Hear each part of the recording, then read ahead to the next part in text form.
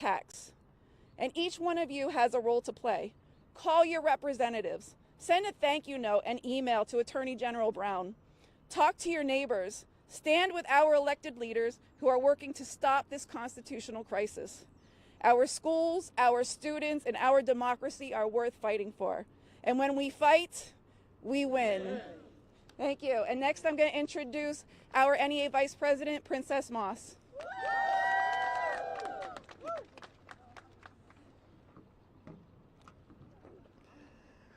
Good morning. Good morning.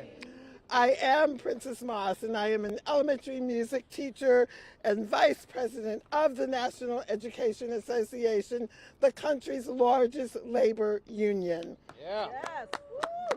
I am here today with our National Education Association Secretary Treasurer, Noel Candelaria, and our executive committee members, Christine Sampson Clark and Robert Rodriguez. We are here today to stand in solidarity with all of you. At the NEA, our mission is to fulfill the promise of public education to prepare every student to succeed in a diverse and interdependent world. We will not allow the billionaire bandits to balance tax breaks for the rich on the backs of our students. That's right. We won't let anyone hurt our students and public schools by dismantling the Department of Education and stealing opportunities from our students. Public schools and the Department of Education exist because students with and without disabilities in every state and in every neighborhood have the right to an education that imparts academic lessons, life skills, and a lifelong love for learning. When public education is under attack, what do? Stand up, fight back. When public education is under attack, what do? Stand up, fight back. When public education is under attack, what do? Stand up, fight back. And when we fight, We win. thank you very much. All right.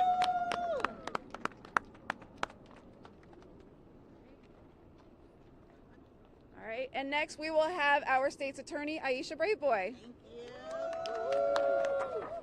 Hello, good morning. I am here because I love these kids. Let's give them a round of applause. They are amazing. And you know what? They are just like me. I grew up here in Prince George's County. I attended Prince George's County public schools. And I have to tell you, I received an excellent education. But I know that in part, it was because of the support of the federal government that myself, as well as young people who grew up here, were able to receive a world-class education that prepared them for the future. So this is really about defending our future.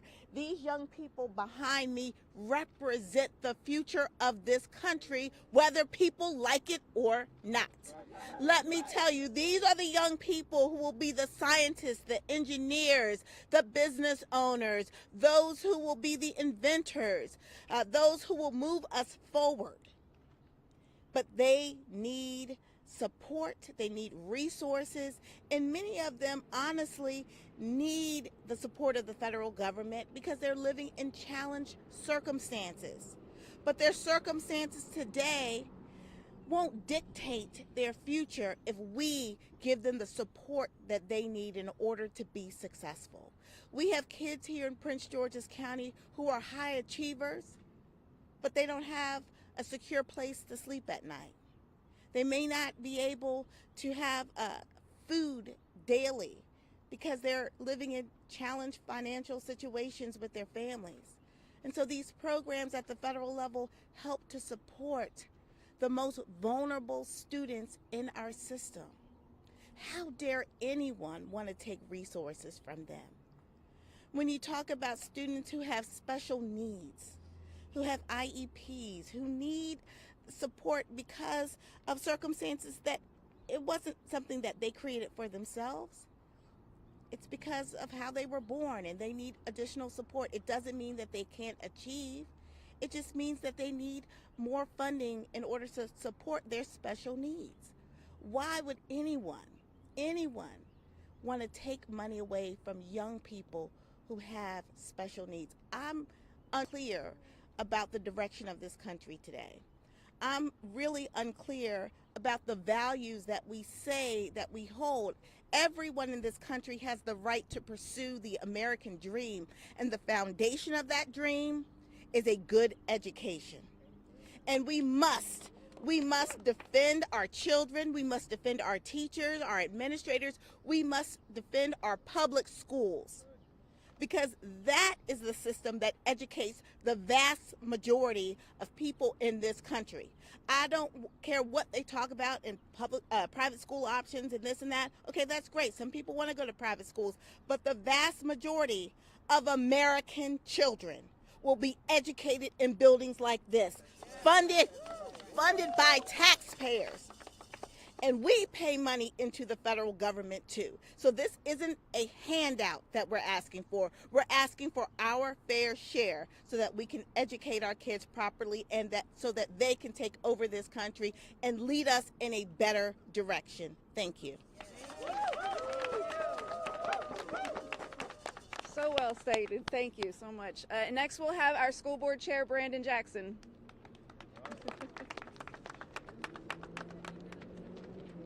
Good morning. Let me raise this microphone up a little bit. This is personal for me. Today I stand here before you as a chairman of one of the largest school systems in the nation. This may come as a surprise to some, but if you saw the genesis of my story, you would have never predicted I would be here. I was born to a teenage mother in the inner city.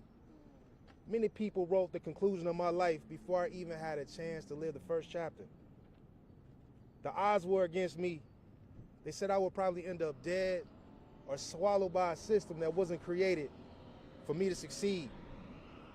But I stand here today largely because of three things: my faith, my family, and my good old public education.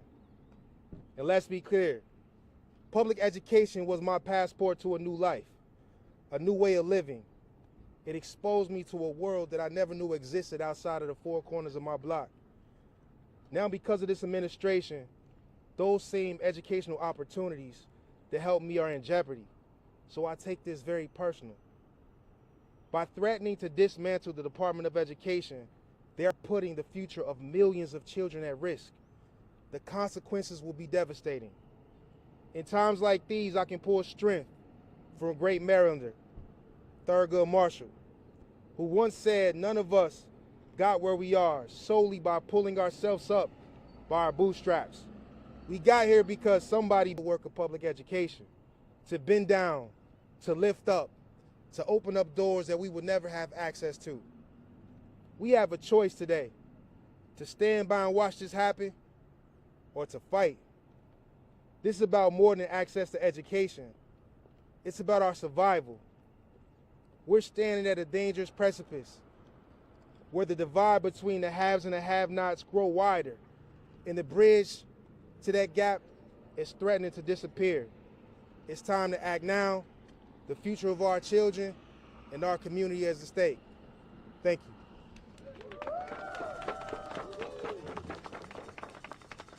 Thank you. Powerful words. Next, we're going to have our school board chair for this district, Dr. Felton Moss. Well, good afternoon. We are standing here today as a reminder, not actually as a reminder, but as a declaration to this administration that we stand with our teachers, we stand with our students, and we stand with our communities. Because right now, the future of public education, which I believe to be the foundation of opportunity in America, is under attack. As a former teacher and as a school principal, I'm concerned. More than ever, this administration is bought, unhinged, and disrespectful to our public schools. For decades, public schools have been the great equalizer in this country, the bridge that allows children, no matter their background, to dream, to achieve, and to thrive. Public education has been the tool by which generations of Americans particularly Black Americans like myself, have had a shot at something far better. It is the very essence of the American promise. But today, that promise is in jeopardy. The Trump administration and its trumped-up allies endeavor to trample over our schools, dismantle our classrooms, and hand over our children's futures to billionaires and private interests such as Elon Musk. They want to strip our schools of funding, devalue our teachers, and leave our students behind, all while handing over the reins to Linda McMahon, who believes far more in wrestling than she does in children reading. They have no stake in our children's success, only in their profits and power. Well, let me tell you something this morning. We, the Prince George's County Board of Education, will not let them have our schools. In the words of Shirley Chisholm, we are unbought and we are unbossed as a school board. We are here today to send a single message to them. Public schools belong to the people and not to Elon Musk. They belong to the families who trust them, the educators who nurture our children, and the students who depend on us for a good education, lunch, and breakfast every day. And we will not stand by billionaires and politicians who have never stepped foot in a classroom, taught a math lesson, even read a book to children. We stand today with our teachers who deserve respect, support, and also fair pay, not attacks and budget cuts from the Trump administration. So today, we send one final clear message to politicians and every billionaire and every lobbyist who is on Capitol Hill right now defending this trumped-up administration. You will not win. We stand with our children, we stand with our teachers, because we understand that when we fight, we win. Thank you.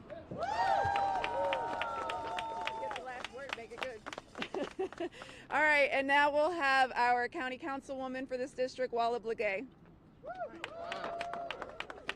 Now, I'm not going to be long because my colleagues here, our school board member, you said it all, but let me just tell you this.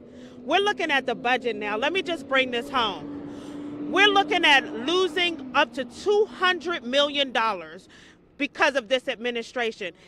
Are we making America great? No. Are we making America great when 60% of our students are on free reduced lunch and now they might starve? Are we making America great? No. Are we making America great when we are ripping up our community schools to support our most vulnerable kids? Are we making America great? No. Are we making America great when our students who need our support with disabilities will lose funding because of this administration? Are we making America great? No. When they attack our school system, they're attacking our future. They're starving our kids. They're taking away opportunity, medical support for our children. They're making sure that families in our community suffer. This is not an administration that cares about people, and they're not making us great. They're destroying us. They're trying to destroy our community. So for anybody watching, let me make it clear. This is an emergency. This is an emergency call to you. As our leader said here, call representatives, let them know that they are attacking us to the point that they're starving our children, and that is not making our America great. And as they say, when you come after public education, what are we going to do? Stand up, fight back. Stand up, fight back. Thank you so much. All right, and thank you, everyone. It is time to enter the building, so we are going to walk in and we're going to do a little tradition known as the Union Clap. So I'm going to need some of my NEA leaders to help us get started. Ready?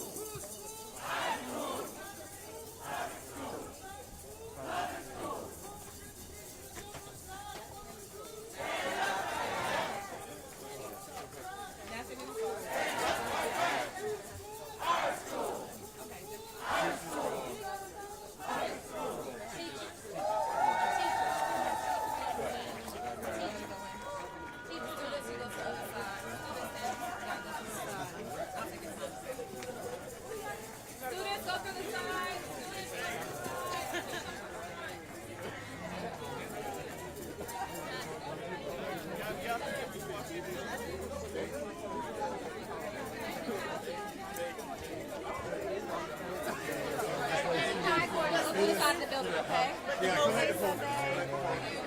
Students, go through the other side of the building. Teachers through the front.